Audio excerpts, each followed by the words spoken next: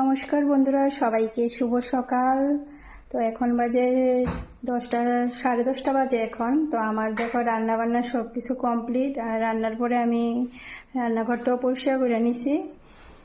এই যে আর এখানে বসাই দিলাম 1 ডেক গরম জল, কারণ আমি তো সিদ্ধ জল খাই। এই যে দেখো 1 ডেক গরম জল বসাইছি। আর কি কি রান্না করছি আজকে তোমাদের সঙ্গে এটা শেয়ার করতেছি। এই যে দেখো এখানে সয়াবিন আলু দিয়ে একটা সবজি করছি, ছেলে খাইতে লাইছে। আর এখানে করলাম দেখো কেচকি মাছ। কে কে পছন্দ করো খেতে কেচকি মাছ? এই যে কেচকি মাছ করছি। আর এখানে করলাম ঢেঁড়স দিয়ে আলু দিয়ে বড় মাছ দিয়ে একটা তরকারি।